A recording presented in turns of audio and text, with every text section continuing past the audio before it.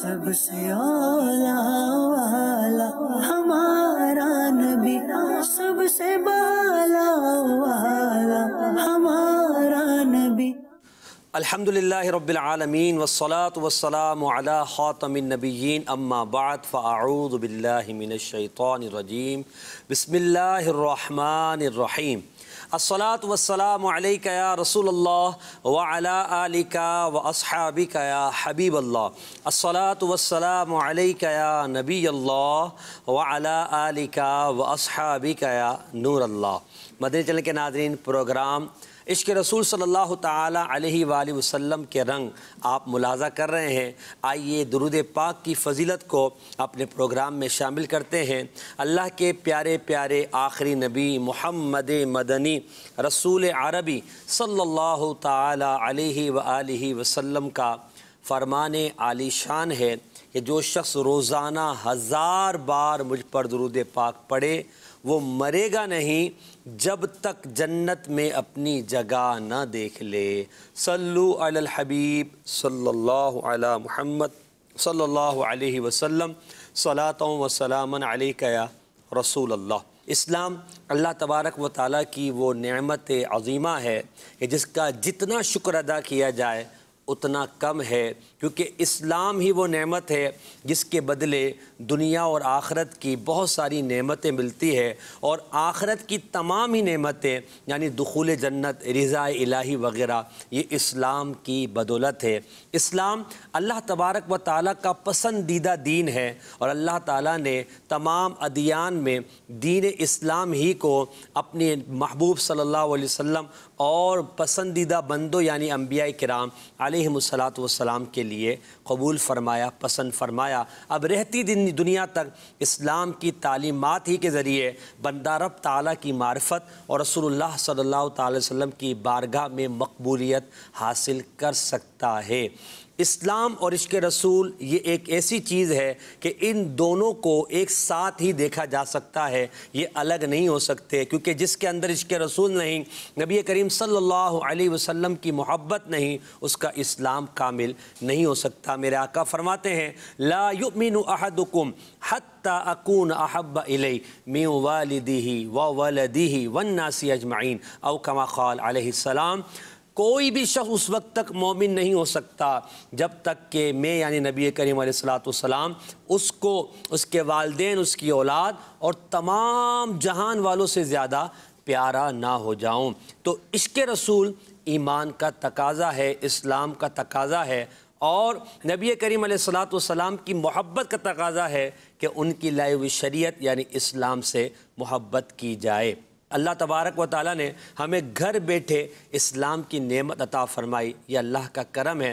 صحابہ کرام علیہم رضوان نے دین اسلام کے قبول کرنے میں جو تکالیف برداشت کی ہے وہ انہی کا حصہ ہے، اور انہوں نے دین اسلام کی محبت میں جو صبر کی تصویر وہ بنے رہے ہیں اور جو انہوں نے رودات بنائی ہے وہ یقیناً انہی کی سیرت کا حصہ ہے۔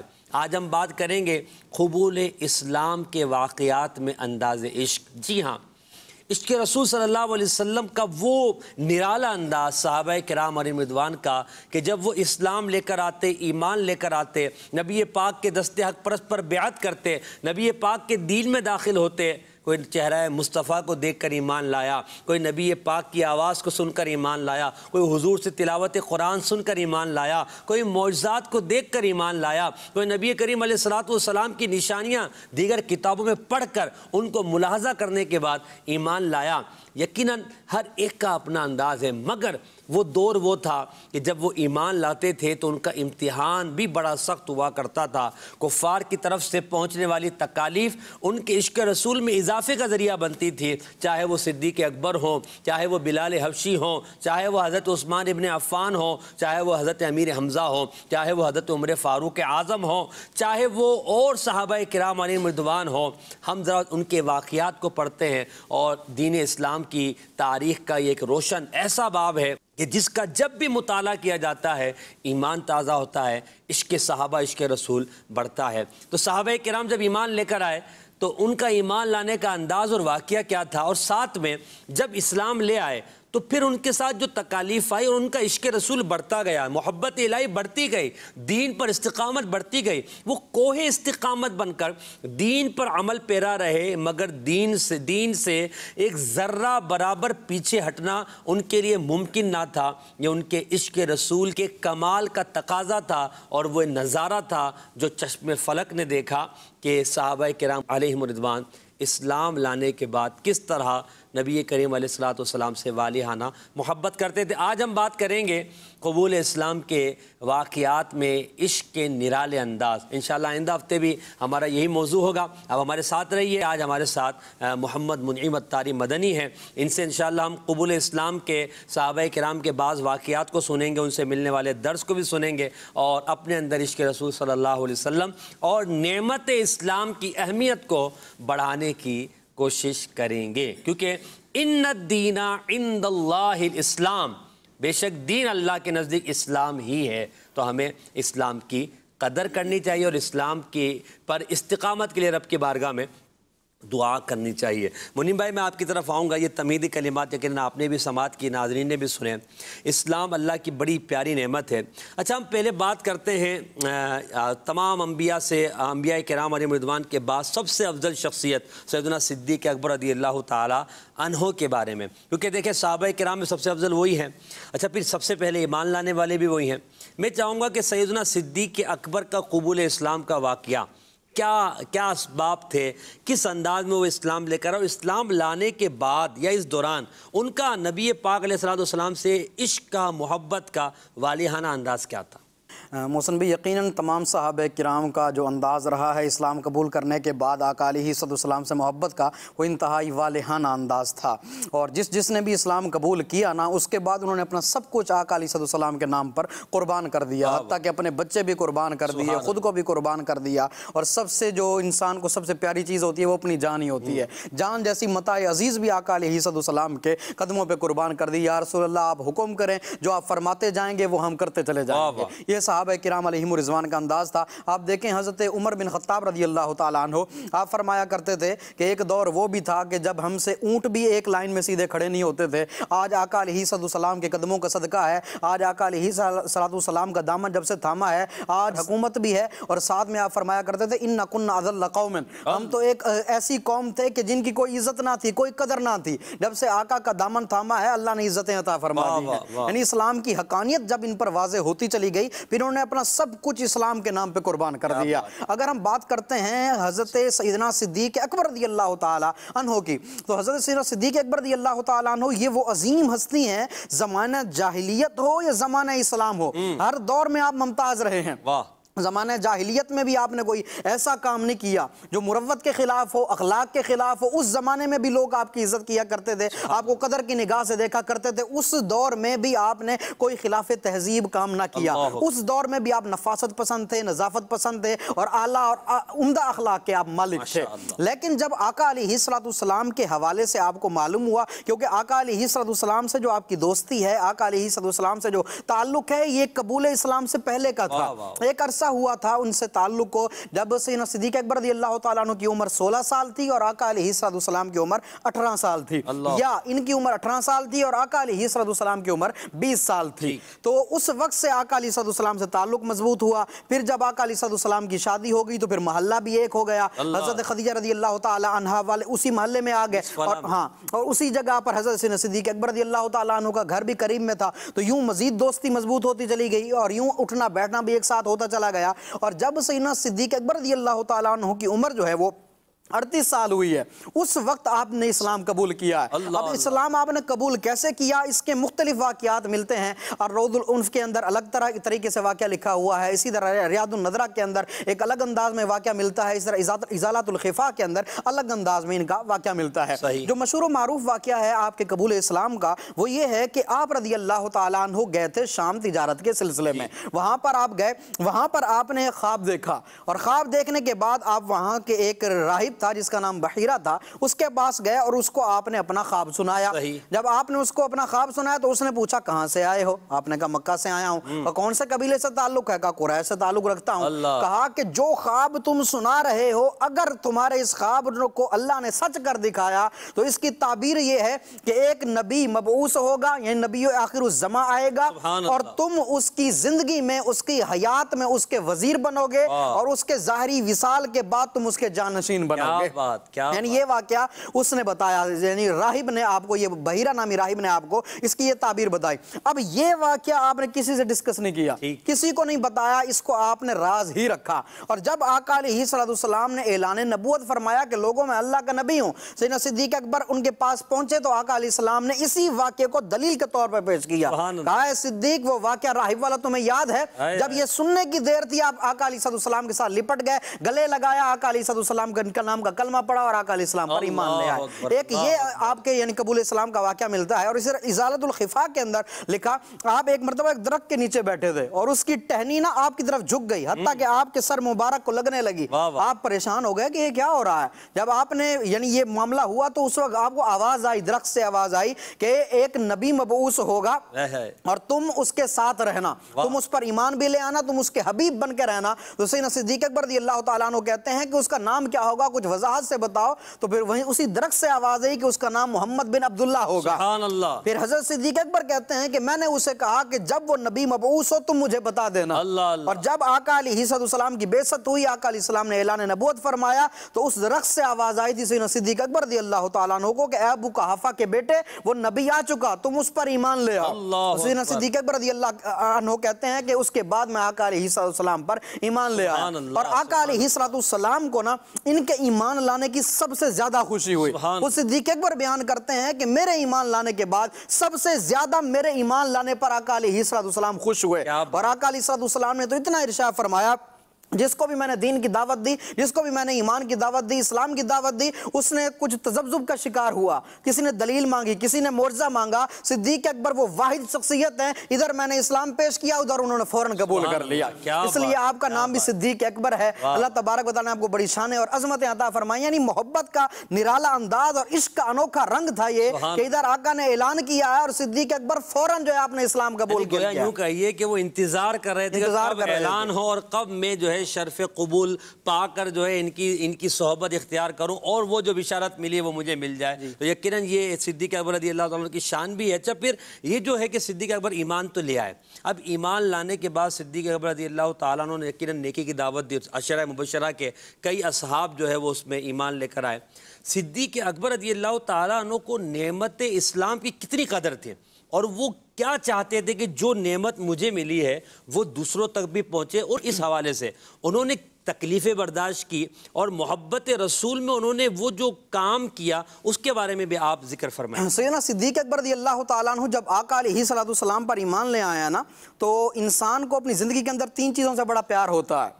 ان میں سے ایک جو ہے وہ انسان کی اپنی جان ہے، اولاد ہے، اور انسان کا اپنا کمایا ہوا مال ہے، کہ انسان جو ہے وہ ان تین چیزوں سے بہت محبت کرتا ہے، جان سے، مال سے اور اپنے یعنی کاروبار سے۔ ان چیزوں سے انسان بہت محبت کرتا ہے اور اپنی اولاد سے بہت پیار کرتا ہے۔ آپ دیکھیں ان کی پوری زندگی کا آپ جائزہ لے لیں، حضرت سیدنا صدیق اکبر رضی اللہ تعالیٰ عنہ ہر محاذ پہ، ہر جگہ پہ آقا کے ساتھ رہے۔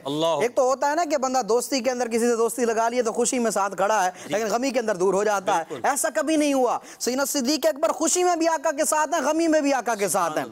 لوگوں نے ان کو جو ہے وہ بڑا زخمی کر دیا، ان کو تکلیفیں دی، جو بہت کچھ ہوا۔ آپ کے پاس لوگوں نے آگے طرح طرح کے تانے بھی دیے کہ یہ تمہارے ساتھ کیا ہو گیا، جب سے تم نے ایمان لائے ہو تمہارے ساتھ یہ ہو رہا ہے۔ اس وقت بھی سیدنا صدیق اکبر رضی اللہ تعالیٰ عنہ کی زبان پر ایک ہی کلمہ جاری تھا کہ میرے آقا کیسے ہیں، میرے محبوب کیسے ہیں، یعنی اپنا سب کچھ آقا علیہ السلام کے نام پر قربان کر دیا۔ مال کی باری آتی ہے تو دیکھیں کہ اپنا سب سے زیادہ مال جتنا انہوں نے اللہ کے راہ میں قربان کیا شاید وہ انہی کا ہی حصہ ہے۔ یعنی آپ دیکھیں اسلام قبول کیا تو 40,000 دینار آقا علیہ السلام کے قدموں پہ قربان کر دیے۔ ہر مقام میں آگے اولاد کی بات آتی ہے تو ایک مرتبہ آپ اپنے بیٹے کے ساتھ ناشتہ کر رہے تھے حضرت عبد الرحمن کے ساتھ، صدیق اکبر رضی اللہ تعالیٰ عنہ سے انہوں نے کہا کہ بابا جان آپ فلاں جنگ میں نا میری تلوار کے نیچے آئے تھے، میں نے باپ سمجھ کے چھوڑ دیا تھا۔ آپ نے وہاں پہ ایک جملہ ارشاد فرمایا جو آپ کی محبت کا یعنی اندازہ لگایا جا سکتا ہے اس سے۔ آپ نے فرمایا کہ بیٹے تو نے باپ سمجھ کے چھوڑ دیا تھا، اگر تو میری تلوار کے نیچے آتا میں بیٹا سمجھ کے نہ چھوڑتا۔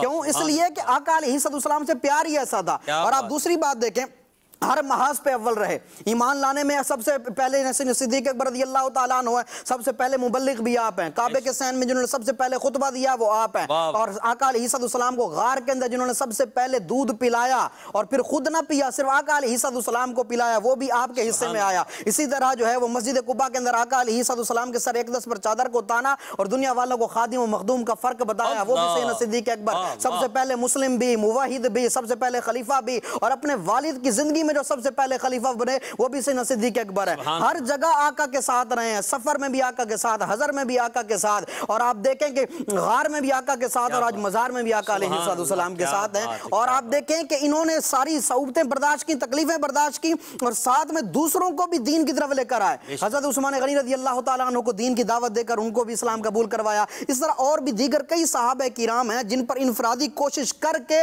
ان کو اسلام کے دامن سے انہوں نے وابستہ کیا۔ وہ یہ چاہتے تھے کہ جو نعمت مجھے ملی ہے وہ دیگر کو ملے، اور وہ اپنا سب کچھ قربان کرنے کے بعد بھی اگر یوں کہیں بقول شاعر کیا کہتے ہیں، کیفیت سیدنا صدیق اکبر کی یہ تھی، جان گئی عشق مصطفیٰ روز فضو کرے خدا، جان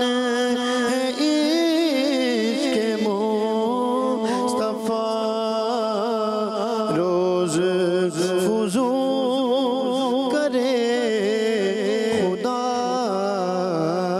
جس کو درد کا مزہ، جس کو درد کا مزہ، ناز دوا اٹھائے کیوں۔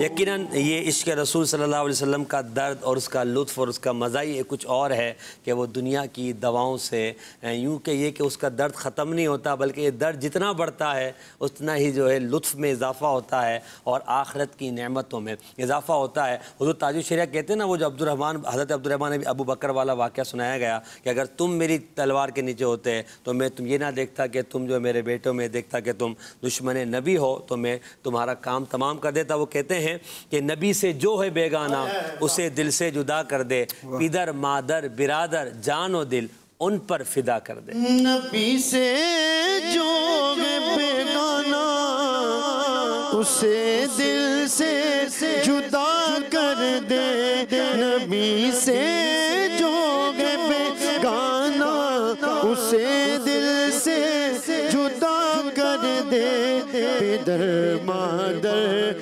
برادر جان و مال پر فدا کر دے، پیدر مادر برادر جان و مال پر فدا کر دے۔ کیا بات ہے! شہزادہ ہے اعلیٰ حضرت لکھتے ہیں نا، یہ ایک جان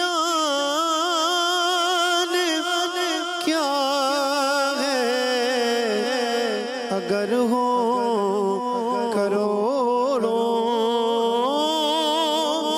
یہ ایک جان کیا ہے اگر ہو کروڑوں، تیرے نام پر سب کو وارا کروں میں، تیرے نام پر سب کو وارا کروں میں، تیرے نام پر سر کو قربان کر کے، تیرے نام پر سر کو قربان کر کے، تیرے سر سے صدقے اتارا کروں میں، تیرے سر سے صدقے اتارا کروں، میرا دین و ایمان فرشتے جو پوچھیں یا رسول اللہ یا حبیب اللہ میرا دین و ایمان فرشتے جو پوچھیں تمہاری جانب اشارہ کروں میں تمہاری جانب اشارہ کروں میں. ماشاءاللہ اللہ پاک ان جذبات کو ہمارے دل کے جذبات بنا دے اور ہم نبی پاک سے کاش ایسی ہی محبت کرنے والے بنے. آئیے مدنی چینل کے ناظرین کی کچھ کالز لیتے ہیں اور دیکھتے ہیں کہ ہمارے ناظرین ہمیں کیا کہنا چاہتے ہیں. جی پوچھنا یہ ہے کہ ایمان کو آسان انداز میں کس طرح سمجھا جائے اور ایمانی اہمیت کیسے پیدا ہو؟ جزاک اللہ خیر. انشاءاللہ اس کا جواب عرض کرتا ہوں. ایک اور کال دیجیے گا. آپ صحابہ کرام کے ایمان لانے کی ایک آیت بیان کر رہے ہیں. انہوں نے اسلام کے لیے تکالیف اٹھائی، اس لیے وہ اسلام کو اپنا سب سے قیمتی سرمایہ سمجھتے تھے. آج ہم اپنے دلوں میں ذوق و شوق کیسے پیدا کریں؟ برائے کرم ارشاد فرما دیں. اس کا جواب انشاءاللہ ہمارے منعیم بھائی دیں گے کہ ہم ان کی اہمیت کو اسلام کی جو ان کے نزدیک تھی وہ ہم کیسے پیدا کریں. پہلی بات جو آپ نے کہا کہ ایمان کو آسان انداز میں ہم کیا کہیں گے، دیکھیے 2 جملوں میں ایمان کو سمجھنے کی کوشش کیجئے.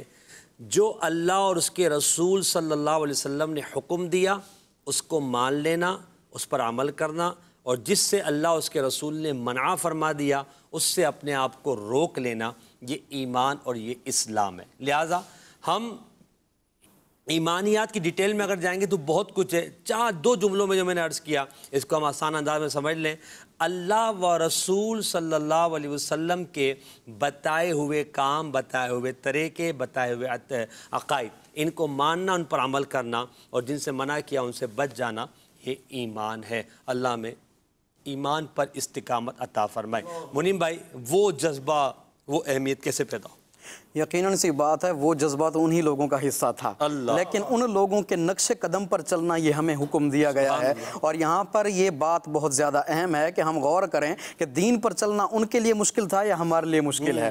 آج جو ہے وہ مساجد میں اے سی لگے ہوئے ہیں، ٹھنڈے پانی کے کولر موجود ہیں. آپ دیکھیں کہ سردی ہو یا گرمی ہر طرح کی سہولیات ہمیں مسجد کے اندر موجود ہیں، اور ہم وہاں پر نماز پڑھنے جائیں تو ہمیں کوئی کچھ کہنے والا نہیں ہے، کوئی مارنے والا نہیں ہے. سکون سے ہم نماز پڑھ سکتے ہیں، رب سے دعا مانگ سکتے ہیں، اس کے بعد ہم واپس اپنے گھر بھی جا سکتے ہیں. لیکن صحابہ کرام کس حالت میں بھی نماز ادا کرتے رہے کہ ادھر جو ہے وہ دشمنوں کا خوف ہوتا تھا، چند جو ہے وہ پہلے محافظ کھڑے ہوتے تھے، اب صحابہ نماز ادا کرتے تھے، وہ واپس آتے تھے، باقی جا کے نماز ادا کرتے تھے. وہ دور تھا جب تلوار جو ہے وہ گردن پر لٹک رہی ہے پھر بھی اللہ کو سجدے کیے جا رہے ہیں. آپ دیکھیں کہ دین پر چلنا ہمارے لیے مشکل ہے یا ان لوگوں کے لیے مشکل تھا. بلال حبشی رضی اللہ تعالیٰ عنہ کو ساتھ جو ظلم و ستم ہوا کہ آپ کو جو ہے وہ تپتے ہوئے صحرا میں لٹا دیا جاتا، پیٹ پہ پتھر رکھ دیے جاتے اور آپ کو کڑکتی ہوئی دھوپ کے اندر بڑا جو ہے اذیتیں دی جاتی اور تکلیفیں دی جاتی، لیکن آپ نے یہ سب کچھ برداشت کیا. کس کے لیے؟ آقا علیہ السلام کی رضا کے لیے کہ میرا رب مجھ سے راضی ہو جائے اور میرے آقا مجھ سے راضی ہو جائے. یعنی دین پر چلنا جتنا ان لوگوں کے لیے مشکل تھا نا، وہ یعنی بندہ اندازہ لگا سکتا ہے انہی کا حصہ ہے.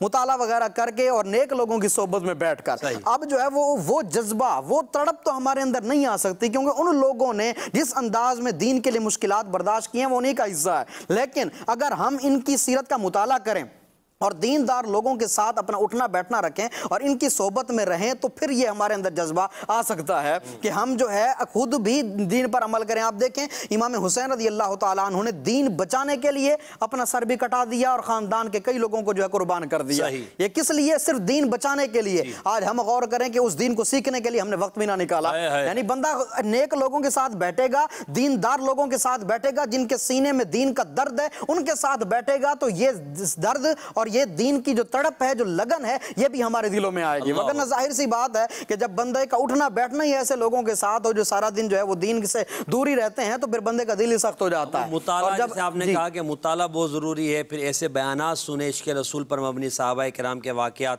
ہفتہ وار اجتماعات میں اگر ہم آئیں دعوت اسلامی کے تو اس میں بندے کو پتہ چلتا ہے کہ یار دین ہم تک اتنی آسانی سے نہیں پہنچا، بڑی مشکلات ہوئی ہیں. تو جو دین کا جذبہ اور درد پیدا ہوتا ہے. امام اعظم رضی اللہ تعالیٰ عنہ نے کتنی تکلیفیں برداشت کی. آپ کو جیل کے اندر ڈالا گیا. امام احمد بن حنبل رضی اللہ تعالیٰ عنہ, ان کو آپ دیکھ لیں کہ بڑھاپے کے اندر آپ کو کوڑے مارے جاتے. اس طرح اور بھی کئی ہمارے بزرگان دین ہیں جنہوں نے بڑی قربانیاں دی ہیں, اور اس کے بعد یہ دین ہم تک پہنچا ہے. جب بندہ دیندار لوگوں کے ساتھ بیٹھے گا, یہ سب چیزوں کا تعلق ہی دل سے ہے. جب دل سخت ہوگا تو پھر نہ قرآن اثر کرتا ہے نہ حدیث اثر کرتی ہے, یہ تو علماء کرام نے لکھا ہے. اور جب دل نرم ہو جاتا ہے تو پھر ہر چیز بندے کے دل پر اثر کرتی ہے. تو بندہ ہر وہ کام کرے جس سے دل نرم ہو جائے, موت کو یاد کرے, موت کے بعد کے معاملات کو یاد کرے, تو انشاءاللہ جب دل نرم ہوگا تو پھر دین کا درد بھی دل میں بیٹھے گا. اور جب دین کا درد پیدا ہوگا تو پھر انشاءاللہ دین کی اہمیت, ایمان پر استقامت کی اہمیت, اور ایمان کے لیے کڑنے اور ایمان پر زندگی ایمان کے ساتھ دنیا سے جانے کے حوالے سے انشاءاللہ رب کی بارگاہ میں دعائیں بھی کریں گے. اللہ پاک ہمیں ایمان پر استقامت عطا فرمائے. ایک کال اور دے دیجیے. جی امام اہل سنت کا ایک شعر ہے, اے عشق تیرے صدقے جلنے سے چھوٹے سستے, جو آگ بجھا دے گی وہ آگ لگائی ہے. اس کا کیا مطلب ہے؟ آگ کیسے دوسری آگ بجھائے گی؟ برائے کرم ارشاد فرما دیجیے. یہاں جو آگ کا مطلب ہے نا, وہ ایک تو آگ سے مراد جو ہے وہ نار جہنم ہے, اور دوسری آگ جو ہے وہ ایک تصوراتی آگ ہے جسے کہتے ہیں عشق کی آگ, محبت رسول کی آگ. تو اے عشق تیرے صدقے جلنے سے چھٹے سستے, یعنی جو دنیا میں نبی کریم علیہ السلام سے سچا عشق کرے گا اور اس عشق میں اپنے آپ کو بدل دے گا, نبی پاک کی شریعت پر عمل کرے گا, سب کچھ اپنا نبی پاک کو سمجھے گا, نبی پاک صلی اللہ علیہ وسلم کے ارشادات پر عمل کرے گا, تو وہ آخرت میں بہت جلد چھٹ جائے گا, بہت سستا چھٹ جائے گا. اے عشق تیرے صدقے جلنے سے چھٹے سستے, جو آگ بجھا دے گی, یعنی وہ عشق رسول کی آگ جو آگ بجھا دے گی وہ آگ لگائی ہے. یعنی عشق رسول کی آگ جہنم کی آگ کو بجھا دے گی. جو سچا عاشق رسول ہوگا, ایمان پر خاتمہ ہوگا, انشاءاللہ وہ جہنم کی آگ میں نہیں جلایا جائے گا. یہاں امام اہل سنت عشق رسول کی اہمیت کو اور اس کی برکت و فضیلت کو بیان فرما رہے ہیں. صلو علی الحبیب صلی اللہ علی محمد صلی اللہ تعالیٰ علیہ وسلم. عشق رسول صلی اللہ علیہ وسلم کے رنگ پروگرام میں ہم قبول اسلام کے واقعات میں عشق کے نرالے انداز پر بات کر رہے تھے. سیدنا صدیق اکبر رضی اللہ تعالیٰ عنہ کے ایمان لانے کا واقعہ اور اس پر عشق رسول بھری گفتگو ہم نے کی. اب بڑھتے ہیں ہم مزید مبلغ دعوت اسلامی کی طرف, اور مزید عشق رسول صلی اللہ علیہ وسلم میں جنہوں نے کمال حاصل کیے ان کے حوالے سے سنتے ہیں. منیم بھائی, حضرت بلال حبشی رضی اللہ تعالیٰ عنہ کا ایمان لانا بھی با کمال, آپ کی زندگی بھی با کمال, اور جو آپ نے تکالیف برداشت کی اس پر آپ کا صبر اور آپ کا استقلال اور پھر عشق رسول کا اظہار وہ بھی با کمال تھا. تو حضرت بلال حبشی کے ایمان میں عشق رسول کے انداز کو آپ ذکر فرمائیں. محسن بھائی, ایمان لانا تو ویسے ہی کمال ہے, اور اللہ تبارک و تعالیٰ کا خاص کرم ہوتا ہے ان لوگوں پر جو ایمان قبول کر لیتے ہیں. لیکن اس زمانے میں اسلام قبول کرنا کہ جب پتہ بھی ہو کہ اسلام قبول کرنے کی پاداش میں جو مجھے جن تکلیفوں سے دوچار ہونا پڑے گا وہ کوئی عام تکالیف نہیں ہے, وہ بہت زیادہ تکالیف ہیں اور اس میں بڑی اذیتیں مجھے ملیں گی, اس دور میں اسلام قبول کرنا یہ بہت بڑی کمال کی بات ہے. تو بلال حبشی رضی اللہ تعالیٰ عنہ جن کا شمار السابقون الاولون میں ہوتا ہے, یعنی جو شروع میں ہی ایمان لے آئے تھے, ان لوگوں میں سے بلال حبشی رضی اللہ تعالیٰ عنہ کا بھی ایک نام ملتا ہے. بلال حبشی رضی اللہ تعالیٰ عنہ یہ حبشہ سے آئے تھے, اور مکہ کے اندر آپ غلام تھے, کس کے؟ عبداللہ بن جدعان کے, اس کے آپ غلام تھے, اور اس کے تقریباً 100 کے قریب غلام تھے. اور جب آقا علیہ السلام مبعوث ہوئے نا تو اس نے اپنے سارے غلام مکے سے نکال دیے تھے. لیکن صرف بلال حبشی بچ گئے تھے, اور وہ مکہ میں تھے, اس کو پتہ بھی نہیں تھا. اس نے اپنے ایک اور جو ہے وہ غلام کی جو ہے اس نے ڈیوٹی لگائی ہوئی تھی کہ سب کو مکے سے باہر نکال دو, جتنے میرے غلام ہیں کسی کو بھی یہاں پہ نہ رکھو. اس نے بلال حبشی کو باقی رکھا, باقیوں کو بھگا دیا, باقیوں کو مکہ سے اس نے باہر نکال دیا. بلال حبشی رضی اللہ تعالیٰ عنہ عبداللہ بن جدعان کی بکریاں چرایا کرتے تھے. یہ ایک مرتبہ بکریاں چراتے چراتے جو ہے وہ ایک غار کے پاس پہنچے. وہاں پر آقا علیہ السلام جو ہے وہ صدیق اکبر رضی اللہ تعالیٰ عنہ کے ساتھ اس غار کے اندر بیٹھے اللہ کی عبادت کر رہے تھے. اتنے میں نبی پاک صلی اللہ تعالیٰ علیہ وآلہ وسلم نے اپنے رخ والضحیٰ کو اس غار سے باہر نکالا اور ارشاد فرمایا, ان کی طرف دیکھا اور بلایا, کہا چرواہے ادھر آؤ. یعنی بلال حبشی رضی اللہ تعالیٰ عنہ قریب گئے تو کہا کہ کیا معاملہ ہے؟ تو آقا علیہ السلام نے ارشاد فرمایا, کیا تم ہمیں دودھ پلاؤ گے؟ تو وہ کہنے لگے بلال حبشی رضی اللہ تعالیٰ عنہ کہ یہ بکریاں میری تو نہیں ہے, ایک بکری کا اختیار ہے مجھے, اگر آپ کہیں تو ایک بکری کے جو ہے وہ دودھ آپ دو لیں. آپ نے فرمایا ٹھیک ہے لے آؤ. بلال حبشی ایک بکری لے آئے, آقا علیہ السلام نے اس پر ہاتھ پھیرا اور اس کا دودھ دوہا. آقا علیہ السلام نے اپنا بڑا لکڑی کا پیالہ اٹھایا اور اس کا دودھ دھونے لگے. آقا علیہ السلام نے نوش فرمایا. اس کے بعد آقا علیہ السلام نے دوبارہ دوہا, پھر صدیق اکبر کو دیا, انہوں نے پیا, وہ بھی سیر ہو گئے. پھر دوہا, اس کے بعد بلال حبشی کو دیا, انہوں نے بھی پیا, سیر ہو گئے. اب اس کے بعد بھی بکری کے تھنوں میں بہت وافر مقدار میں دودھ موجود تھا. یہ منظر بلال حبشی بھی دیکھ رہے تھے, حیران ہو گئے. آقا آقا علیہ السلام نے فرمایا اے چرواہے کیا تم مجھ پر ایمان لاؤ گے میں اللہ کا نبی ہوں؟ اللہ جب یہ معاملہ ہوا نا تو حضرت بلال حبشی فوراً آقا علیہ السلام پر ایمان لے سبحان آئے اللہ۔ اور آقا علیہ السلام پر ایمان لے آئے۔ اب معاملہ یہ ہو گیا کہ روزانہ حضرت بلال حبشی یہاں پہ آتے، بکری کا دودھ جو ہے وہ نکالتے، آقا علیہ السلام کو بھی پلاتے، صدیق اکبر کو بھی پلاتے، دین سیکھتے اور چلے جاتے۔ دوسرا دن بھی اس طرح گزر گیا، تیسرا دن آیا، آقا علیہ السلام کو دودھ پلایا، صدیق اکبر کو دودھ پلایا، دین سیکھا اور چلے گئے۔ آقا علیہ السلام نے ان کو منع کیا تھا کہ تم نے بتانا نہیں ہے کسی کو کہ میں مسلمان ہو چکا ہوں، اپنے اسلام کو تم نے چھپا کے رکھنا ہے۔ ادھر معاملہ یہ تھا کہ مالکان حیران ہیں کہ بکریوں نے دودھ زیادہ دینا شروع کر دیا۔ ایک بکری اگر 4 کلو دودھ دیتی تو یہ 8 کلو 10 کلو کیسے دے رہی ہے؟ وافر مقدار میں دودھ دے رہی ہے، اور ایک بکری نہیں ساری بکریاں۔ مالکان بھی حیران ہیں۔ اتنے میں وہاں سے ابو جہل اور امیہ بن خلف کا گزر ہوا اور اس نے کہا یہ عبداللہ بن جدعان یہ کیا معاملہ ہے، تمہاری بکریاں سارا دن ادھر پڑی رہتی ہیں اور کہ چرنے بھی نہیں جاتی ہیں اور حال یہ ہے کہ دودھ وافر مقدار میں ہے۔ تو کہنے لگا کہ یار پتہ تو مجھے بھی نہیں ہے، 3 دن ہو گئے یہ معاملہ ہوتا رہا ہے، پہلے ایسا معاملہ نہیں تھا۔ تو ابو جہل نے کہا لگتا ہے جو تمہارا غلام ہے نا وہ محمد عربی کی رہائش کے قریب قریب اپنی بکریوں کو چراتا ہے، اس کو وہاں سے منع کر دو، وہ وہاں پہ نہ جایا کرے۔ بلال حبشی رضی اللہ تعالیٰ عنہ کا معاملہ ادھر یہ ہوا کہ آپ نے جب اسلام قبول کر لیا، آپ کعبے کے پاس آئے، ادھر ادھر دیکھا کوئی نظر نہ آیا، آپ کعبے کے اندر چلے گئے اور وہاں پر کچھ پتھر رکھے تھے، وہاں پر آپ تھوکنے لگے اور ان کی جو ہے آپ نے وہاں پر مذمت بیان کی اور اس کے بعد آپ وہاں سے چلے گئے۔ ان کو پتہ نہیں تھا کہ سائیڈ میں کفار قریش بیٹھے ہوئے ہیں، انہوں نے دیکھ لیا، بلال حبشی کے پیچھے بھاگے، بلال حبشی آگے آگے، عبداللہ بن جدعان کے گھر کے اندر چلے گئے، ادھر یہ سارے کافر پہنچ گئے، انہوں نے کہا کہ عبداللہ تمہارے غلام نے آج ایسا ایسا کیا ہے۔ کہا میرا کون سا غلام، کس کی بات کر رہے ہو؟ کہا وہ بلال جس کا نام ہے، کہا بلاؤ۔ انہوں نے بلال کو آواز دی تو بلال حبشی آ گئے، لیکن چونکہ عبداللہ بن جدعان ان کو پہچانتا ہی نہیں تھا کیونکہ اس نے دیکھا ہوا ہی نہیں تھا، اس نے اپنے سارے غلام باہر بھیج دیے تھے، تو اس نے دوسرے خولیہ نامی بندے کو بلایا اور کہا کہ یہ کون ہے؟ کہا یہی تو آپ کا ایک غلام ہے۔ کہا کہ میں نے تمہیں کہا تھا کہ مکے سے باہر بھیج دینا، یہ یہاں کیسے رہ گیا؟ کہا جس طرح بکریاں یہ چرا سکتا نا کوئی اور نہیں چرا سکتا، لہذا یہی یہاں پر رہ گیا، باقی سب کو میں نے باہر بھیج دیا تھا۔ جب یہ معاملہ ہوا تو اس نے کہا کہ میں نے اس کو کہیں نہیں بھیجا تھا۔ عبداللہ بن جدعان نے کہا، ابو جہل اور امیہ بن خلف سے اس نے کہا یہ غلام آج سے تمہارا ہوا، جو چاہو کرو، لے جاؤ اس کو۔ ابو جہل اور امیہ بن خلف ان کو لے گئے اور جو ہے وہ انہوں نے بطحا کے ایک حصے پر جو بڑا گرم تھا وہاں پر لٹا دیا اور ان کے دونوں بازوؤں پر چکی کو رکھ دیا اور بڑی تکلیفیں دی حتیٰ کہ وہاں سے سیدنا صدیق اکبر کا گزر ہوا۔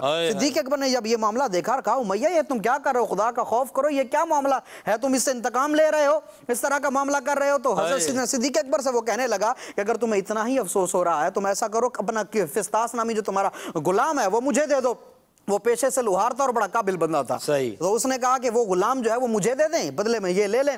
آپ نے فرمایا ٹھیک ہے وہ غلام میں تجھے دیتا ہوں، یہ تو مجھے دے۔ بات پکی ہو گئی؟ اس نے کہا نہیں۔ اب یعنی وہ جھوٹ بولنے پہ آ گیا، اس نے کہا نہیں مجھے اس غلام کے اہل و عیال بھی چاہیے، یعنی اس کے بیوی بچے بھی چاہیے۔ آپ نے فرمایا تو جھوٹ بولتا ہے لیکن پھر بھی میں نے تجھے بیوی بچے بھی اس کے دیے، اب یہ غلام تو مجھے دے دے اور وہ غلام میں تجھے دیتا ہوں۔ اب یہ جب معاملہ ہوا تو اس نے بڑا حیران ہوا کہ یہ تو راضی ہوئے جا رہے ہیں۔ تو اب جو ہے امیہ بن خلف نے کہا کہ نہیں میری ایک اور شرط بھی ہے۔ آپ نے فرمایا تو جھوٹ بولتا ہے، تو ایسا کبھی نہیں کرے گا کہ یہ غلام تو مجھے دے دے۔ تو آپ نے فرمایا اب بتا تیری کیا جو ہے وہ ابھی مزید کیا ڈیمانڈ ہے، کیا شرط ہے؟ تو کہنے لگا کہ ساتھ میں تم مجھے 200 درہم بھی دے دو۔ 200 درہم۔ اب اس نے یہ سمجھا تھا کہ حضرت صدیق اکبر کبھی نہیں دیں گے، انہوں نے یہ سمجھا۔ سیدنا صدیق اکبر نے کہا کہ اگر تو سچ کہتا ہے کہ یہ غلام تو مجھے دے دے گا، یہ بھی میں نے تجھے دیا۔ وہ نہیں سمجھ پایا تھا اس بات کو کہ یہ سودا کسی اور بازار میں کر کے آئے ہیں۔ اب بلال حبشی رضی اللہ تعالیٰ عنہ کو انہوں نے لیا، یہاں سودا مکمل ہوا، انہوں نے پھر اس کو آزاد کر دیا اور بارگاہ مصطفیٰ میں لے آیا۔ اور بلال حبشی رضی اللہ تعالیٰ عنہ جو تکلیفیں برداشت کی ہیں نا، امیہ بن خلف آپ پر ظلم و ستم ڈھاتا تھا اور کہتا تھا کہ محمد کا انکار کرو۔ آپ کہتے تھے وہ اللہ کے نبی ہیں اور عہد کے نعرے لگاتے تھے کہ اللہ ایک ہے، توحید کے نعرے لگایا کرتے تھے۔ یوں بلال حبشی رضی اللہ تعالیٰ عنہ جو ہے وہ ایمان لائے۔ یہاں جو بات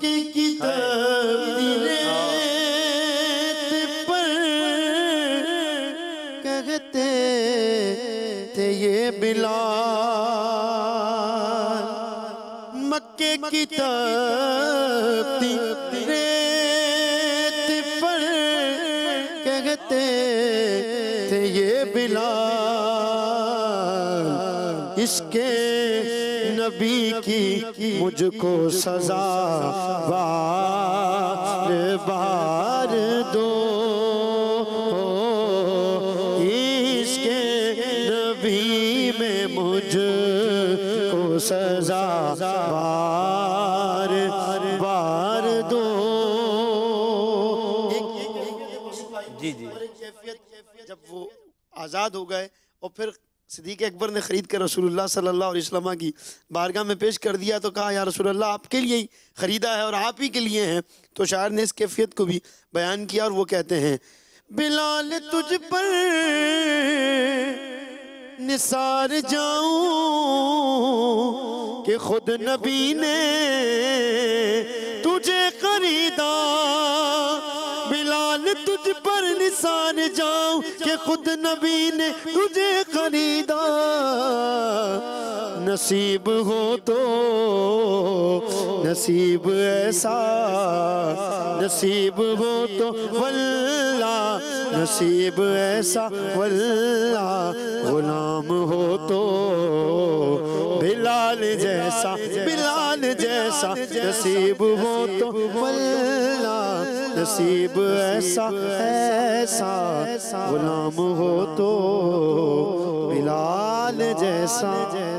اچھا یہاں جو ہے نا حضرت بلال حبشی کے خریدنے کے حوالے سے فرمایا نبی پاک نے حضرت صدیق بلکہ خواہش ظاہر کی تھی کاش کوئی بلال کو خرید کر آزاد کر دے. تو صدیق اکبر نے یہ سن لیا تھا اور صدیق اکبر نے نبی پاک کی خواہش کو پورا کیا. اور صدیق اکبر تو تھے ہی وہ کہ جو حضور چاہتے تھے وہ آپ کر دیا کرتے تھے. مدنی چینل کے ناظرین یہاں ایک بات بڑی قابل غور ہے.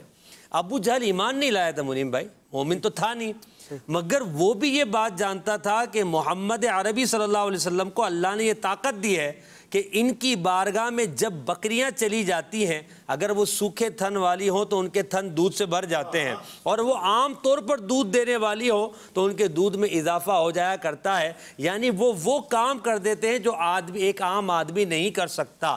تو وہ ایمان نہ لانے کے باوجود یہ بات مانتا تھا, جبھی تو کہا کہ ہو نہ ہو کہ یہ جو غلام ہے نبی پاک کی رہائش کے آس پاس تمہاری بکریوں کو چراتا ہے اس لیے ان کے دودھ میں اضافہ ہو گیا ہے. تو اب ذرا دیکھیے کہ ہمارا ایمان کتنا پختہ ہونا چاہیے کہ ہمارے آقا علیہ الصلوۃ والسلام کو اللہ نے یہ طاقت دی ہے کہ اللہ کریم کی عطا سے وہ کم شے کو زیادہ میں تبدیل فرما دیں, کھارے کو میٹھا فرما دیں, اور اپنی اللہ کی عطا سے غیب کی خبریں دیں. اور حضور کی غیب کی خبریں یقیناً وہ آج بھی ان کے مظاہر ہم دیکھ رہے ہیں. ہمیں نبی پاک پر پکا یقین ہونا چاہیے. یہاں پر ایک بات اور, حضرت بلال حبشی کے ایمان لانے کا آپ نے واقعہ بیان کیا. وہ حضور کی بارگاہ میں گئے, معجزہ دیکھا, ایمان لے آئے, مگر نبی پاک کو دیکھنے کے بعد جو ان کے دل کے اندر ایمان کا جذبہ پیدا ہوا, کلمہ پڑھا. اب 3 دن صرف زیارت کی تھی, صرف 3 دن زیارت کی تھی, اور اس کے بعد زیارت کا سلسلہ منقطع ہو گیا. اب جب منقطع ہوا اور وہ سزاؤں کا سلسلہ ہوا تو دیدار محبوب میں وہ کیسا کمال تھا کہ حضرت بلال حبشی اس دیدار کی خاطر اتنی تکلیفیں برداشت کر رہے تھے کہ جس روح زیبا کو دیکھا ہے, جس کا کلمہ پڑھا ہے, ان کی خاطر پتھر کو بھی برداشت کر رہے ہیں, گرم ریتی کو بھی برداشت کر رہے ہیں, اور گلے میں رسی کو برداشت کر رہے ہیں, مکے کی گلیوں میں گھسیٹنا برداشت کر رہے ہیں, مگر آپ اسلام سے ایمان سے نہیں پھر رہے. یقیناً منیم بھائی اس میں ہمارے لیے بھی درس ہے کہ تھوڑی بہت تکلیف اگر کبھی آ جاتی ہے دین کے معاملے میں, دین سیکھنے کے معاملے میں, کبھی کوئی گھر والوں کی طرف سے, خاندان کی طرف سے, یا دوست احباب کی طرف سے, تو ہمیں دل برداشتہ نہیں ہونا چاہیے, بلکہ اپنے دین کے لیے سب کچھ کر گزرنے کے لیے تیار رہنا چاہیے. اللہ کریم ہمیں اس کی توفیق عطا فرمائے, حضرت بلال حبشی جیسا ہمیں جذبہ عطا فرمائے. کچھ کالز ہم ناظرین کی لینا چاہتے ہیں. محسن بھائی, مجھے آپ کا پروگرام عشق رسول کے رنگ بہت اچھا لگتا ہے. آج میں منقبت سناؤں گی. تو نے باطل کو مٹایا اے امام احمد رضا, دین کا ڈنکا بجایا اے امام احمد رضا. ماشاءاللہ ماشاءاللہ, اللہ برکت دے آپ کو. اگلی کال. لاہور سے بات کر رہا ہوں, علی عثمان. سر ہم نے یہ پوچھنا ہے درود پاک جو 1000 مرتبہ پڑھنا ہے وہ چھوٹا پڑھنا ہے بڑا پڑھنا ہے؟ درود پاک کوئی بھی پڑھیں آپ, صلی اللہ علیہ وسلم, صلی اللہ علی محمد, الصلاۃ والسلام علیک یا رسول اللہ. چھوٹا درود پاک پڑھیں, بظاہر جو سیگے الفاظ کم ہو, یا بڑا پڑھیں, سب تمام میں جو ہے یہ آپ کو برکت ملے گی جبکہ آپ 1000 کی کوانٹٹی میں پڑھتے ہیں, کیونکہ حضور نے فرمایا ہے کہ جو 1000 بار روزانہ درود پاک پڑھیں وہ مرے گا نہیں جب تک جنت میں اپنی جگہ نہ دیکھ لے. اگلی کال. محمد ارسلان اتاری مدینہ الاولیاء ملتان شریف سے بات کر رہا ہوں۔ سلسلہ عشق رسول صلی اللہ تعالیٰ علیہ وآلہ وسلم کے رنگ میں محسن بھائی یہ ارشاد فرمائیں کہ جب آپ صلی اللہ تعالیٰ علیہ وآلہ وسلم نے کفار کو اسلام قبول کرنے کی دعوت دی تو انہوں نے کیا اسلام قبول کیا تھا یا نہیں، اس بارے میں کچھ رہنمائی فرماتے۔ دیکھیں بہت سارے الحمدللہ واقعات ہیں کہ جو صحابہ کرام ایمان لے کر آئے، تو بعض جو سخت دل تھے جن کے نصیب میں ہدایت نہیں تھی وہ ایمان لے کر نہیں آئے، مگر 1,24,000 کم و بیش صحابہ کرام کا بیان کیا جاتا ہے کہ جو نبی پاک علیہ السلام پر ایمان لے کر آئے مکہ شریف میں، مدینہ منورہ میں، اطراف کے علاقوں میں، تو یقیناً جہاں جہاں دین کی دعوت پہنچی، جنہیں اللہ نے توفیق دی، وہ نبی پاک پر ایمان لے کر آئے۔ اگلی کال۔ محسن بھائی، اللہ کے آخری نبی صلی اللہ علیہ وسلم کی بارگاہ میں کوئی نیا اسلام قبول کرتا تو آقا صلی اللہ علیہ وسلم کا عشق رسول کی اس کے ساتھ محبت کیسی ہوتی؟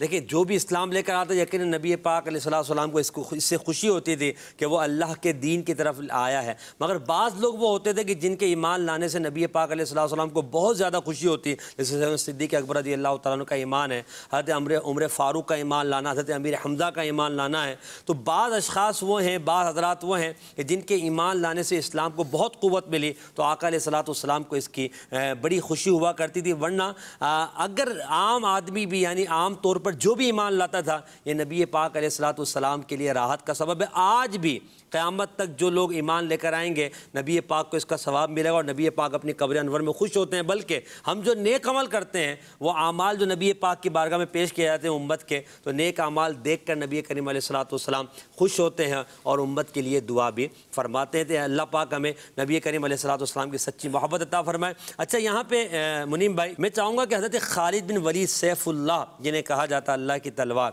ان کی ایمان لانے کے حوالے سے بھی کچھ آپ بیان فرمائیں۔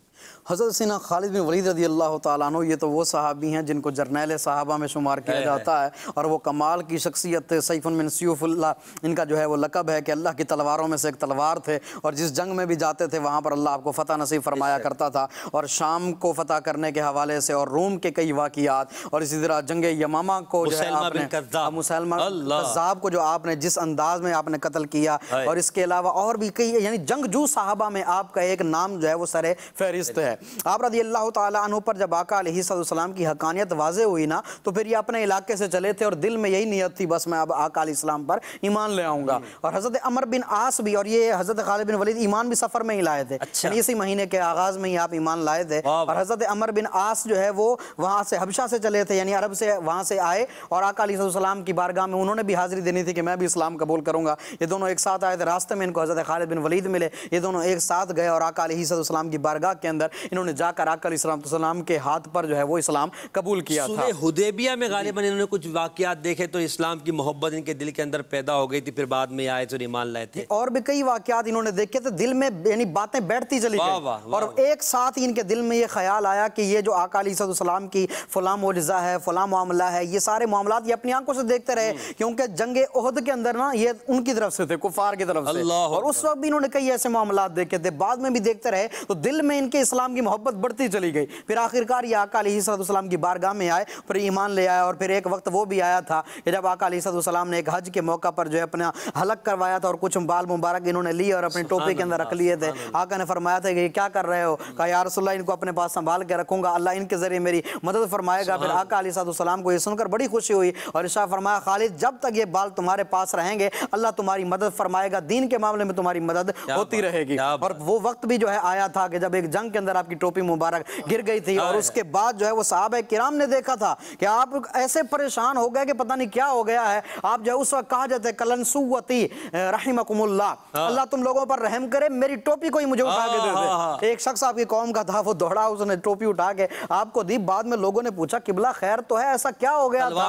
ادھر تلوار، ادھر لوگ لڑ رہے ہیں، جنگ ہو رہی ہے، ادھر تلواریں آپس میں ٹکرا رہی ہیں، ادھر جو ہے وہ لوگوں کی جانیں جا رہی ہیں، آپ کو ٹوپی کی پڑی ہوئی تھی۔ آپ نے ارشاد فرمایا اس اس ٹوپی کی نہیں، اس ٹوپی کے اندر جو بال تھے نا مجھے اس کا لحاظ تھا، کیونکہ وہ بال آقا علیہ السلام کے منہ مبارک تھے، اور جب سے وہ میرے پاس ہیں مجھے کسی جنگ کے اندر جو ہے وہ ہارنا نہیں ہوا، بلکہ ہر جنگ کے اندر اللہ نے مجھے فتح عطا فرمائی۔ فقط اس واسطے خالد نے ہر ایک مار کا جیتا، فقط اس واسطے خالد نے ہر ایک مار کا جیتا، انہوں نے ٹوپی میں رکھے میرے سرکار کے گیسو، انہوں نے ٹوپی میں رکھے میرے سرکار کے گیسو، عروج حسن سے آگے میرے سرکار کے گیسو۔ اور یہی وہ خالد بن ولید رضی اللہ تعالیٰ عنہ جب جنگ یمامہ میں وہ کبھی کفار غالب آتے یعنی وہ مرتدین، کبھی اسلام غالب آتا، ان مسلمانوں کا جو ہے سلسلہ آگے بڑھتا، حضرت سیدنا خالد بن ولید رضی اللہ تعالیٰ عنہ کے بارے میں ہے کہ آپ رضی اللہ تعالیٰ عنہ نے زور سے نعرہ لگا، یا محمد، اے نبی پاک ہماری مدد فرمائیے، اور کتابوں میں لکھا ہے کہ کانا شعارہم یا محمد، کہ ان صحابہ کرام کا یہ شعار تھا، ان کی یہ عادت تھی کہ جب وہ کسی مشکل میں پڑتے تو وہ یہ پکارتے تھے، زور سے نعرہ لگاتے تھے یا محمد۔